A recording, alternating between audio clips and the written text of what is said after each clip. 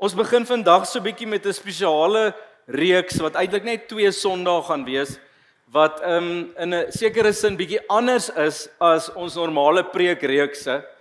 En wat oor die laaste ruk gebeur het is ons as 'n voltydse leierskap het begin droom oor die proses om mense deel te maak van hierdie geestelike familie. En hoe word iemand deel van hierdie gemeente en hoe maak ons seker dat mense in kleiner verhoudinge deel raak van gemeenskap, dat mense op 'n pad van disippelskap geplaas kan word. En ons het so maande lank, soos hulle sê, gewerk aan hierdie proses. En ons sit ek en Marius en Belinda en Hein en die ander bedieningsouens, ons sit daar en ons sê vir onsself, ons kan seker nou vir julle kom vertel, dis wat ons graag wil doen, of ons kan 2 weke vat en die hele gemeente deur dit vat.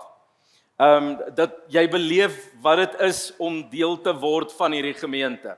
So, dalk is jy al jare hier, dalk is dit jou eerste Sondag hier, of jy dalk nie ingekom. Ons gaan vandag so 'n bietjie kyk en volgende week oor wie ons is, hoe word jy deel, sodat jy ook, wanneer jy mense nooi, of mense jou vra, dat jy hulle kan deel maak van hierdie proses om deel van ons gemeente te wees. So, maar voor ons daarby kom, wil ek graag met jou 'n skrifgedeelte deel uit Markus 4 uit, so jy is welkom om te blaai soontoe. Markus 4 waar Jesus besig is in die bergpredikasie. En hy sê die volgende in vers 26, sê hy, die koninkryk van God is soos 'n man wat saad op die land uitstrooi en nag na nag gaan slaap en dag na dag opstaan en die saad ontkiem en groei. Hoe weet hy self nie? Die land bring die graan van self voort, eers 'n halm, dan 'n aar, dan die koring vol in die aar, en wanneer die graan ryp is, steek hy dadelik die sekel in, omdat die oestyd daar is. Jesus maak 'n verklaring oor hoe die koninkryk van God werk, en ook hoe die koninkryk van God groei. Eerste ding wat hy sê is, die koninkryk is soos 'n land wat geploeg is. Daar's 'n boer wat saad saai en daar's 'n oes wat opkom.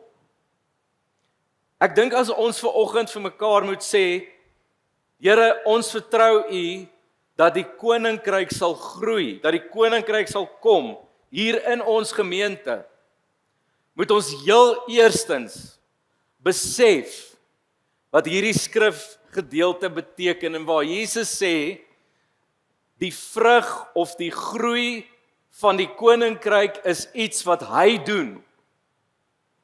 Dis sy werk. En daar's iets wat ons doen. Maar die feit dat die koninkryk groei en dat mense gered word en deel word van sy gemeente, dis sy werk. Jy sien, baie mense het baie slim en het baie navorsing gedoen oor kerkgroei en hoe maak ons seker ons groei ons gemeentes, want ek meen dit wat in die koninkryk is, moet groei. Daar's 7 beginsels om 'n kerk te groei en 8 beginsels wat om nie te doen nie en 10 wat om, en daar's niks meer verkeerd nie, dis wonderlik, maar ons moet net vir mekaar vandag sê, dis hy wat dit laat groei. It's all him. Ons kan nie voortjies, ons kan nie ploë insit, ons kan water gee, maar wat daar gebeur onder die grond, wanneer daai saadjie ontkiem. Die Here sê dit so mooi, hy sê, die boer weet self nie hoe dit gebeur nie. Maar as daai saadjie ontkiem en daar's lewe, dan is dit 'n wonderwerk. Sien, ek dink vir ons as mense wat deel is van God se kerk, is hierdie ding so belangrik, want soms probeer ons die saad forceer om te ontkiem. So as ons nie sien daar's werk onder die grond nie, dan ruk ons die saad uit. Dan plant ons hom in 'n potplant of ons gooi kompos op die ding of wat ook al, maar dis die Here wat die werk doen, soms waar ons nie kan sien nie. En ons moet okay wees daarmee met die feit dat om 'n saad in die grond te hê is geloof in hom wat sal laat groei. Sien, ons kan nie God se werk oorneem nie. Dit klink vir my, ons werk bestaan meeste, soos wat die woord hier sê, meestal uit die feit dat ons nag na nag moet slaap en dag na dag moet opstaan. En heiler die saad ontkiem. So kan ek vanoggend vir jou sê, hoe groei ons die koninkryk van God? Ons kry saad in die grond en ons slaap en staan op. Wat bedoel ek daarmee? Want ek dink soms kan dit voel van ons verstaan nie lekker hoe hierdie ding werk nie. Sien, die Here, en kom ons sê dit vir vandag vir mekaar, en ek dink ek beleef 'n stuk geloof daarvoor en ek vertrou die Here dat jy vandag dieselfde geloof sal hê, dat ons vertrou die Here dat in Doxa Deo Kameeldrif die koninkryk van God sal groei.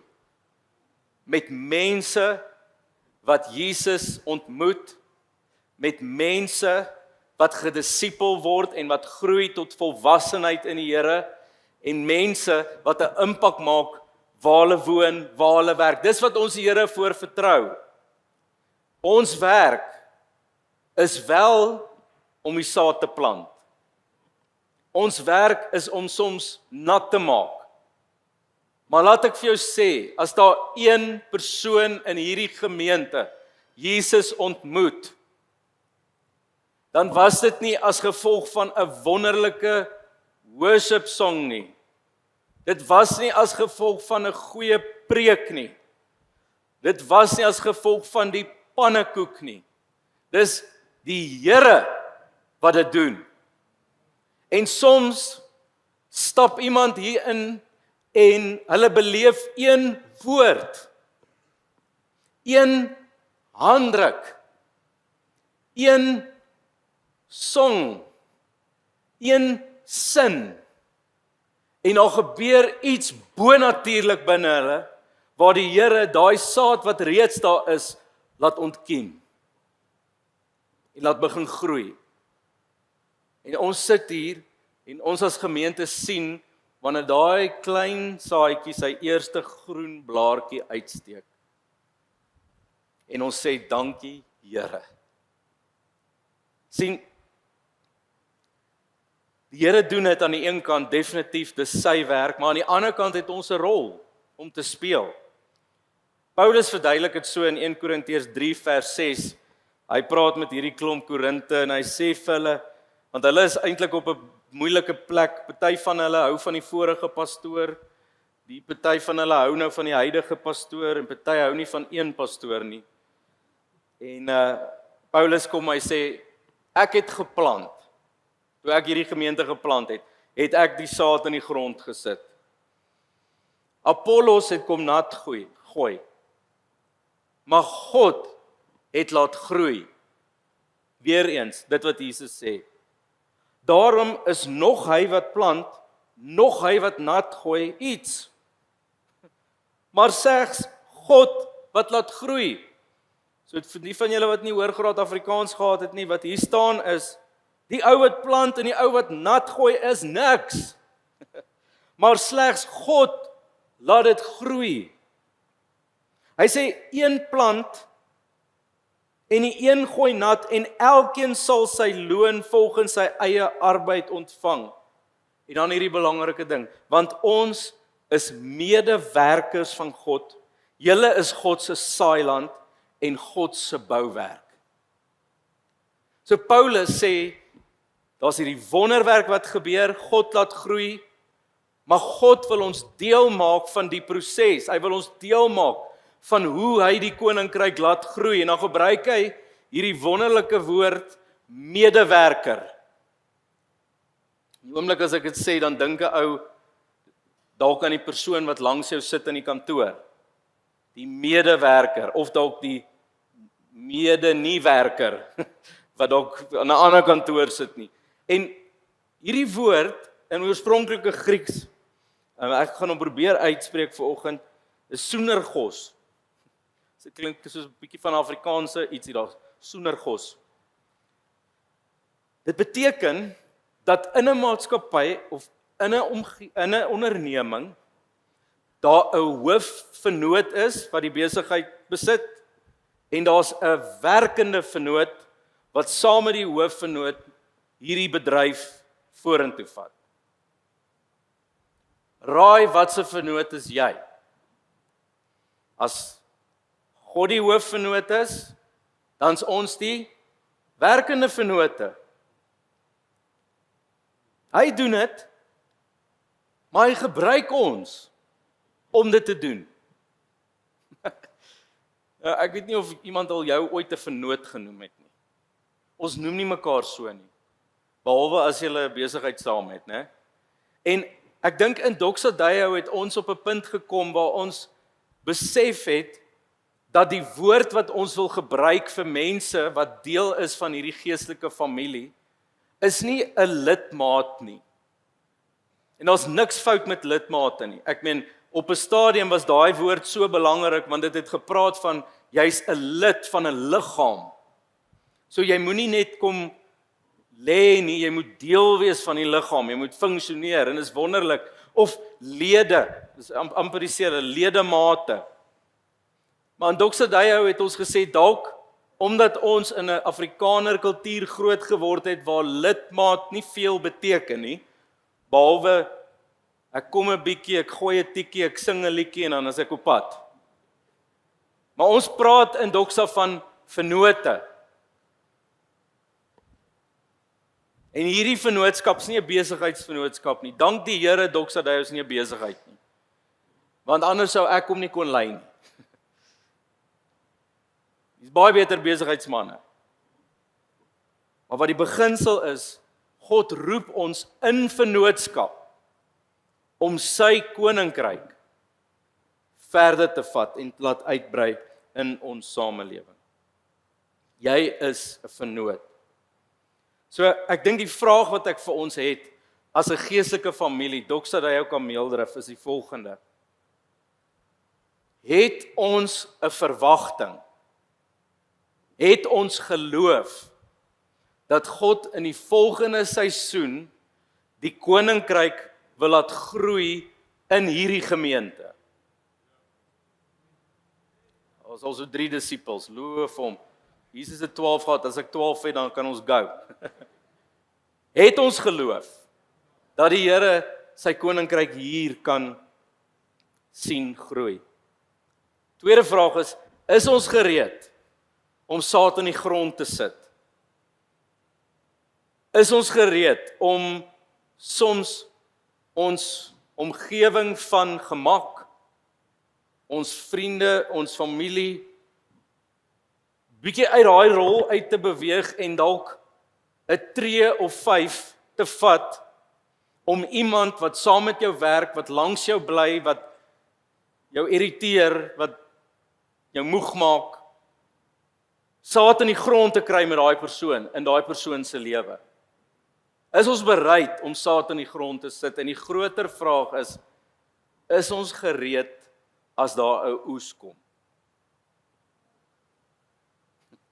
Want glo vir my, in die koninkryk van God is 'n oes wonderlik. Ons gaan groot partytjie hou in skape slag, want daar is mense wat die Here ontdek, mense wat deel word van sy kerk en wat groei in geloof. Maar oh boy, om babietjies in die huis te hê. Ons is nou net deur daai fase. Kan ek julle gou herinner hoe dit is? Doeke. Pappies maak. Daar's 'n geskree. Dan gooi die enetjie op. Onthou julle daai? Dan gooi die mannetjie 'n tantrum. Dan's hierdie een siek. Ek het 3 kinders, so daar was altyd een wat bietjie uit balans uit was. Ons kon nooit voel ons het dit nou onder beheer nie. Wat ek wil sê is 'n gemeente wat die Here vertrou dat die koninkryk sal kom en sal groei, is ook 'n gemeente waar daar so 'n bietjie chaos is, bietjie messy is. Want ons het babas in die huis. Is ons gereed vir dit? Is ons alright as jy Sondag hier opdaag en iemand anders sit op jou stoel? Net nie dit nie. My liewe broer en suster, hier staan stoele aan die agterkant, gaan haal vir jou 'n stoel. Sit hom langs jou ou stoel. Is jy gereed as die Here begin beweeg en mense se lewens wil verander in hierdie gemeente? Wat ek nou graag saam met jou wil doen is om elkeen van ons deur die proses te vat van wat ons maak met sulke mense wat nuut inkom.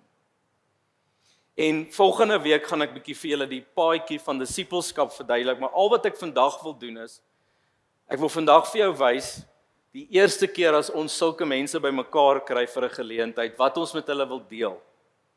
Want ek dink soms, as 'n ou deel word van 'n gemeente, dan skryf jy vul 'n vorm in, en dan stuur hulle weekliks vir jou 'n e-mail van al die goed wat in die kerk aangaan. Dis nie wat ons wil doen nie.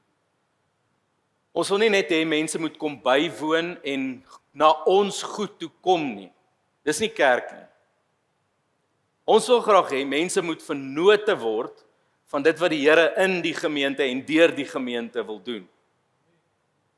Ons soek nie vol sitplek nie, ons soek vol bloed volgelinge van Christus.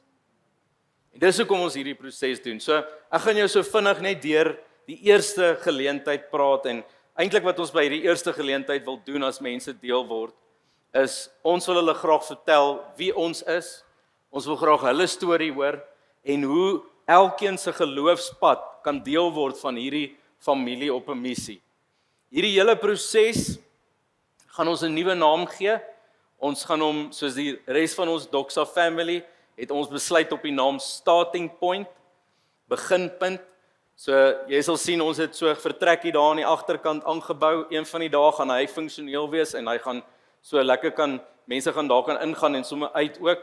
Maar vir nuwe mense of mense wat vra het, wat wil deel word van die gemeente, gaan na daai vertrek toe gaan en een van ons gaan met hulle 'n gesprek hê en hulle besonderhede vat en hulle dan uitnooi vir 'n eerste geleentheid waar ons hart deel, tweede geleentheid waar ons praat oor disippelskap en hoe kan ek deel word van disippelskap in hierdie gemeente. Ons gaan daai keer ook sommer lekker saam eet as 'n nuwe familie en dan gaan ons so een keer 'n kwartaal al hierdie nuwe mense kom voorstel aan julle en julle vra om hulle asseblief baie mooi lief te hê. So dis die proses waarheen ons op pad is. So as ons dan praat oor daai eerste geleentheid, wil ons so 'n bietjie die wie eerste vra, wie is ons? As jy gewonder het, dalk weet jy ook nou na vandag presies wie is ons. Julle kan vir daai eerste slide opsit. Ons leierspan is ek, Belinda wat bestuur vat, Marius wat ons oggend bedieningsleier is en Hein wat ons aand bedieningsleier is. Dis nou die ouens wat al die moeilikheid uitsort op 'n maandagooggend, as julle gewonder het. Dan volgende is ons bedieningsspan. Dis mense wat verantwoordelikheid vat vir 'n spesifieke groepering mense.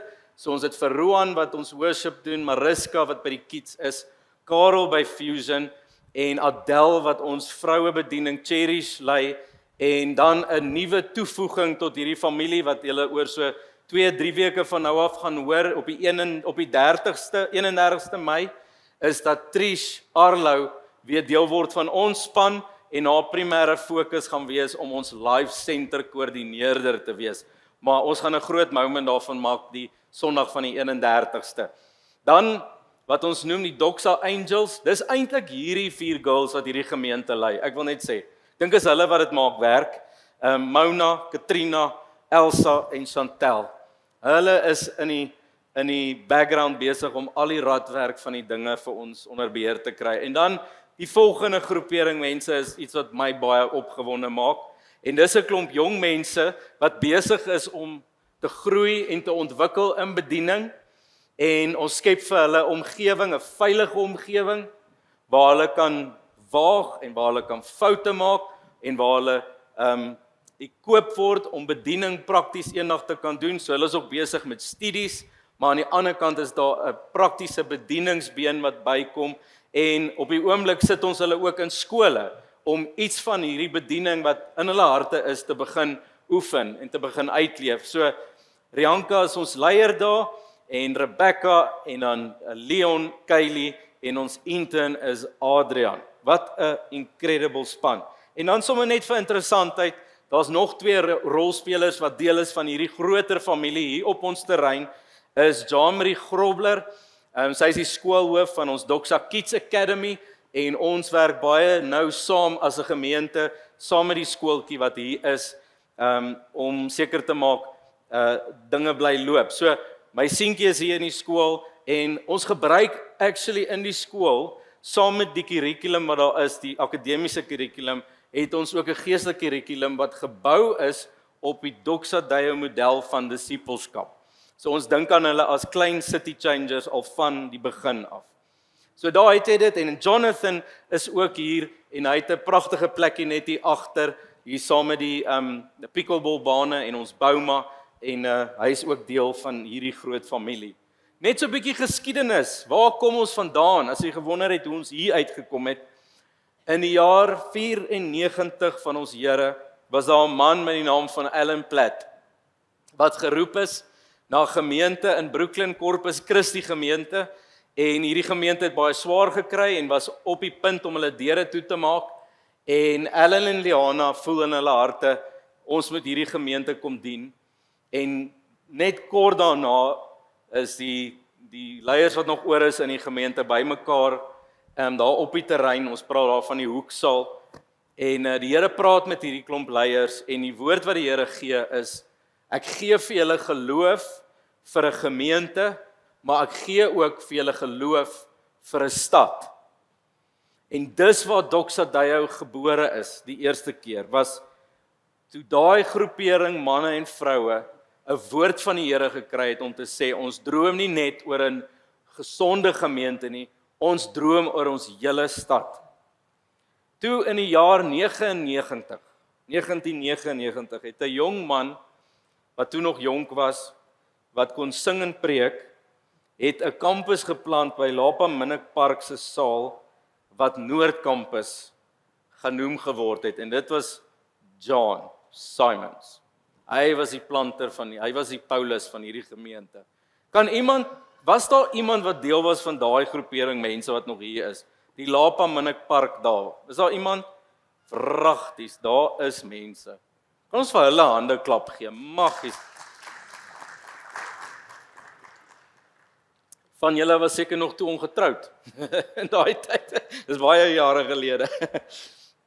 In 2001 toe word Lapa Minnick Park se saal te klein en Doxa Noordkampus skuif toe na die Montana Value Center toe, net so aan die ander kant van die highway. Wie het in daai tyd deel geword van hierdie gemeente? Ek was ook een van hulle wat daar in 2002 deel geword het. En toe in 2008 toe word die Zambezi Golf Driving Range 'n tentkerk. Doxa Deo kameeldrift, soos ons hom vandag ken. Wie het in die tent tydperk deel geword?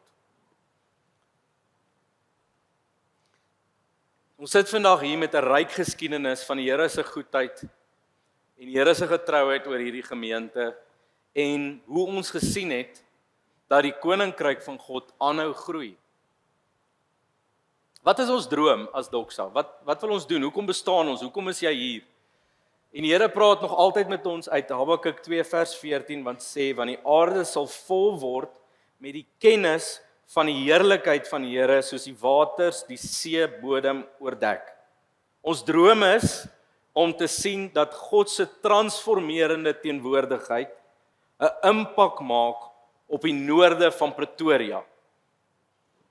Waarvan praat ons as ons sê sy transformerende teenwoordigheid? He's transforming presence. Weet jy wie is daai transforming presence? Ek en jy. So kan ek net vir jou vanoggend sê, hierdie gebou is definitief nie die huis van die Here nie. As jy al in die aand hierdie plek alleen in die donker moes sluit, dan sal jy verstaan wat ek bedoel. Hierdie plek is bitter hartseer in die nag. Totdat jy hier aankom, dan kom die huis van die Here huis toe. Want ek is sy huis. Ek is sy tempel. En wat ons droom is dat Doxa Deo 'n plek sal wees waar ons mense oprig, vennote oprig, city changers oprig, deur hulle goed te disipel, sodat hulle hierdie tempel, hierdie huis van die Here, in hulle werksplekke, in hulle huisgesinne, in die groter deel van die stad, in 'n skool, in 'n besigheid, in die sportswêreld, in die kunstewêreld, in die media, in die regering, waar ook al, die Here se teenwoordigheid daar kan wees. Die kerk se effektiwiteit word gemeet die oomblik as ons hom na 'n Sondag sluit. En die kerk is in die wêreld. Dis die tipe gemeente wat ons wil wees. Wat is ons missie? Wat dryf ons? Dis 3 goed. Is om geloof na mense toe te vat wat geestelik verlore is.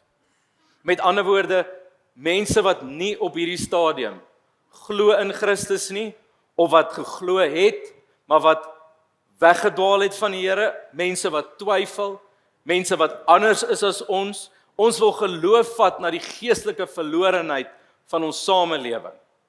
En soms wil ek net sê, die grootste geestelike verlorenheid is nie die boeddhis wat saam met jou werk nie. Dis die persoon wat kerk toe gaan, wat dink hulle is 'n disipel en wat ver weg is in verhouding met die Here. Ons vat geloof na geestelike verlorenheid toe. En ander kere vat ons ook liefde na die wat in sosiale of maatskaplike pyn is. Daar's mense in ons samelewing wat op die rand van die samelewing geplaas word, wat nie na gekyk word nie, en wat as gevolg van die gebrokenheid van die samelewing beland op 'n plek waar hulle persoonlik die prys betaal vir ander mense se foute en slegte besluite. Ons as kerk gaan nie ons oë toemaak vir daai mense nie. Ons gaan liefde na hulle toe vat. Die woord praat so mooi oor die weduwees en die wese. Daar is 'n goeie voorbeeld, die weduwees en die wese. Wie gaan hulle saak hanteer? Wie gaan opstaan vir hulle? Wie gaan hulle lief hê? Ons wil die gemeente wees wat dit doen. Derde ding is, ons wil hoop vat na die sistemiese gebrokenheid in ons samelewing. So die vraag is, hoekom is daar mense wat op die rand van die samelewing is? Watse prosesse, watse gebrokenheid in die sisteme is besig om ons samelewing te beïnvloed? En ons wil daarbey betrokke raak. Ons wil deel word van die skryf van wette, van sisteme. Ons wil deel word sodat die samelewing 'n plek kan wees waar die heerlikheid van die Here regeer. Ons strategie, klink of ons besigheid praat, ons praat hierdie kerk se hart. Die eerste ding is, en daar's die woord city changer, en ons dink nie die Bybel het 'n fout gemaak met disipel nie. Ons wil net 'n sekere tipe disipel groot maak. Dis iemand wat 'n verskil in die stad maak. Dis nie net iemand wat lekker na 'n Sondagdiens toe kom nie. Ons hart en ons eerste prioriteit is om in hierdie huisgesin van God mense op te rig om God te ken, om mense lief te hê en om 'n impak in hulle omgewing te maak. Dis ons hoofwerk. Die tweede deel daarvan is om 'n gemeenskap te skep, 'n church community of 'n geestelike familie te skep waar almal veilig voel om hulle self te wees.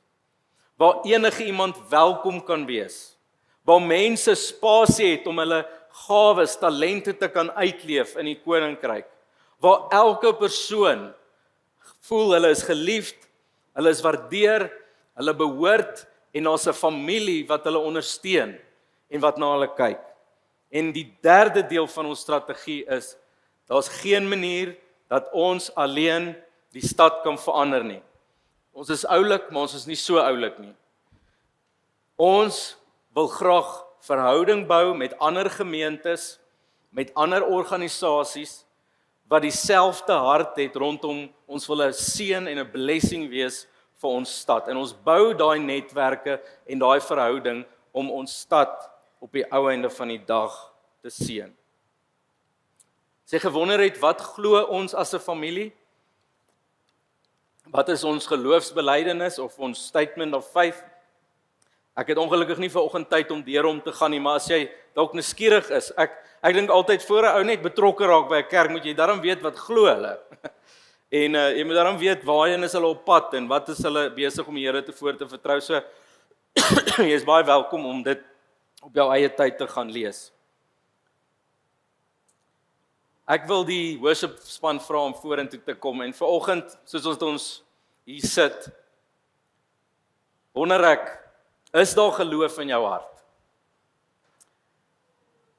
Dat mense sal deel word van die koninkryk van God. Is daar geloof in jou hart vir saad om gesaai te word, om op te kom?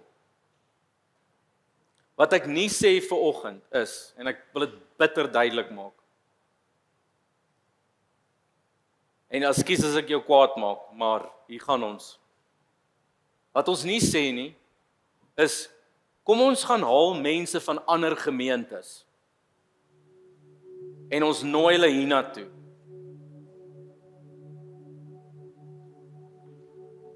Dis seker nie verkeerd nie, maar dis nie ons werk nie. That's not our main business. Natuurlik as iemand kerkloos is, dan maak dit sin. Maar ons sê nie, kom saam ons kerk toe. Oeg, ek weet jou kerk's bietjie frustrerend en so, kom saam ons. Ons het 'n lekker kerk. Dis glad nie wat ons sê nie. Kan ek dit gou eerlik sê? Op 'n Dinsdagoggend as ons span vergadering hou. Ons sit nooit daar en sê, het julle nou weer gesien? Johan, hulle het nou daai mense van Ewige Lig of van Unite 180 of van Kaleio, hulle het nou gebring. Hulle gaan join. Mooi julle. Well done, kom ons gaan eet pannekoek. Never. Dis tragies as ons so dink oor kerk.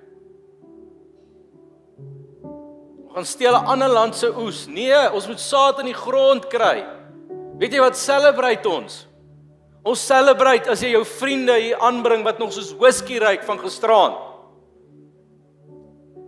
En ons sien deur die liefde van die Here in hierdie gemeente, deur die woord, deur die aanbidding, deur die waarheid, dat daar 'n oomblik is wat daai saad ontkiem en waar daar 'n nuwe baba gebore word, 'n weergeboorte plaasvind in die koninkryk van God. Ons celebrate dit op 'n Dinsdagoggend by ons meetings. So wat sê Eugene, mag ons nie meer ons pelle nooi van ander kerke nie? Nee, is welkom. Nooi hulle. Maar vir elke pel wat jy saambring kerk toe, moet jy 2 mense nooi wat nie in 'n kerk is nie. Is dit 'n deal? Want dis vir hulle wat ons eintlik bestaan. Terwyl ek so voorberei hierdie week, is ek so opgewonde oor dit wie ons is en wat die Here vir ons gesê het om te doen. Maar daar is so 'n stukkie in my wat die Here net wakker maak, 'n stuk, ek wil amper sê genade, 'n stuk barmhartigheid, 'n stuk mercy vir mense wat ver oggend hier sit en jy is al so lank in kerk, jy was al oral, jy weet wat kerk is, jy het al die lelik van kerk beleef, jy is dalk seer gemaak in 'n kerk, jy het dalk iemand met jou lewe vertrou en iets konfidensieel gedeel met iemand in 'n kerk en toe kom dit uit en toe word dit dalk teen jou gebruik of daar was 'n leier, 'n kerkleier of dit 'n pastoor was of 'n whoever dit was wat jy vertrou het, maar hulle was nie wie hulle gesê het hulle is nie. en jy voel seer gemaak, jy voel ingedoen, jy voel teleurgestel. Daar was dalk 'n storie van jou wat rondgeloop het, wat glad nie die waarheid is nie, en jy sit hier vanoggend, en jy sit met 'n stuk seer in jou hart oor kerk. Jy kom kerk toe, jy wil nie noodwendig nie hier wees nie, maar daar's nie 'n begeerte om wel deel te wees van die family nie. Jy sê, ek het al, hulle het my laas te veel op die rooster gesit, ek's uitgebrand gewees. Never again. Ek wil amper vir jou sê, as jy lank genoeg in kerk is, gaan jy iewers 'n sny optel. Hoekom? Want kerk bestaan uit gewone, stikkende mense soos ek en jy.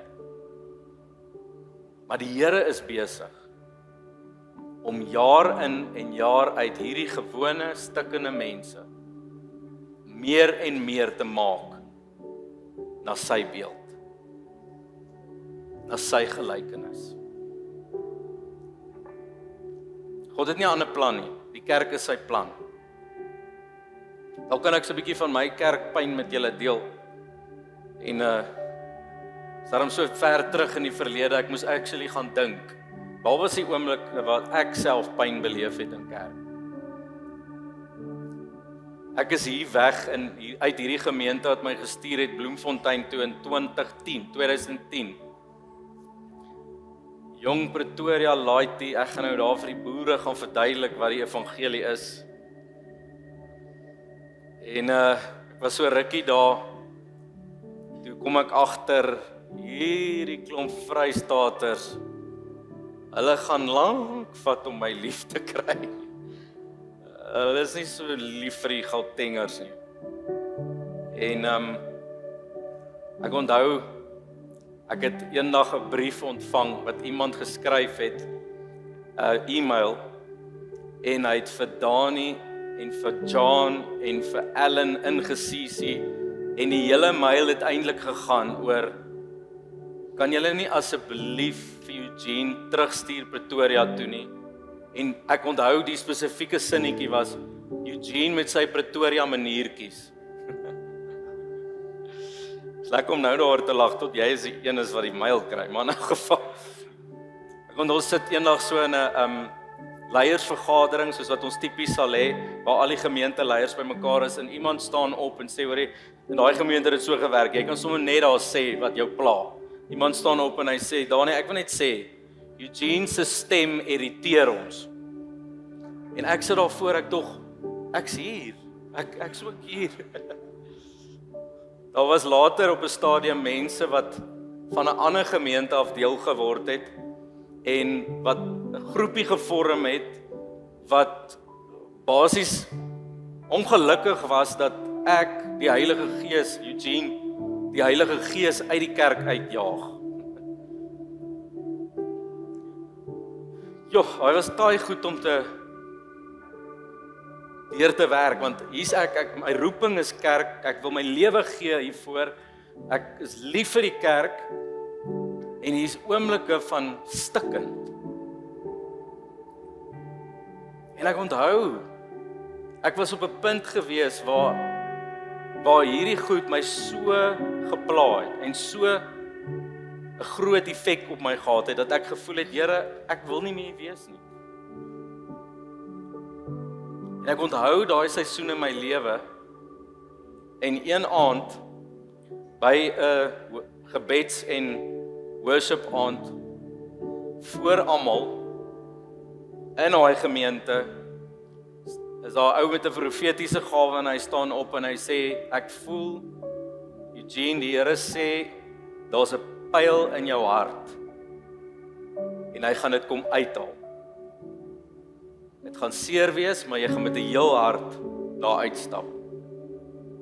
En van daai woord af, het ek beleef, hoe die Here my hart kom heel maak, teenoor kerk, teenoor mense. Hy het my perspektief kom verander. As ek nou terugdink aan daai oomblikke, wil ek wraggies vandag hier staan en sê, ek is verskriklik dankbaar teenoor die Here dat ek deur dit kon gaan, want ons dele van hom wat ek leer ken het, wat ek nooit sou leer ken het, as dit nie vir daai tye was van seer en pyn en bloei nie. Ek staan vandag hier, meer lief vir die kerk as ooit tevore in my hele lewe. Hoekom? Want dis syne. Dis nie onse nie.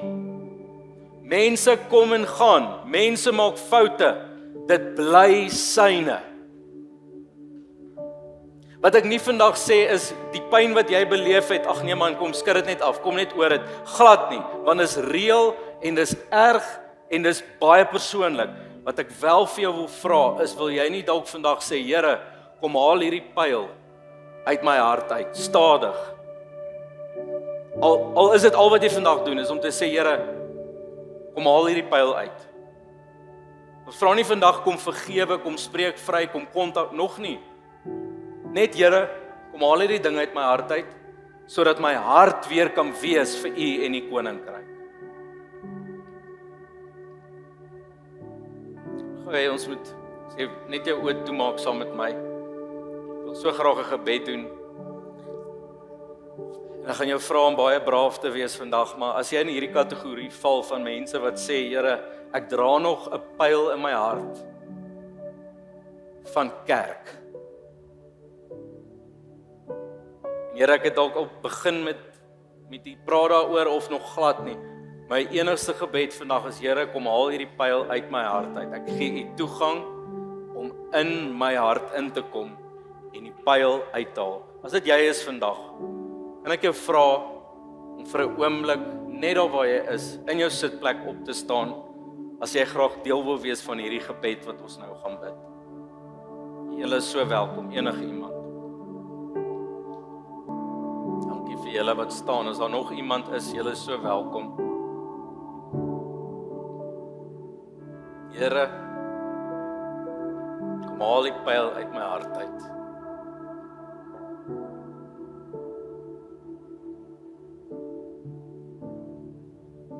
Here Jesus, vandag staan ons voor U, die hoof van U kerk. Here, en ons kom verklaar dat U plan met kerk so ongelooflik spesiaal is.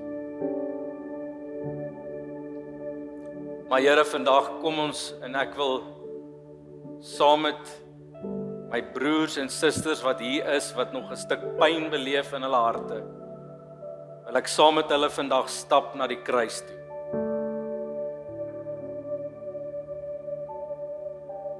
Here, as gevolg van U wonde, het daar vir ons genesing gekom. En dis wat ek U voor vertrou vandag, in elke hart wat hier is vandag, wat seer het. Dat die bloed wat gevloei het aan die kruis, genoeg sal wees om ons seer te genees. Here, kom maak ons harte nuut.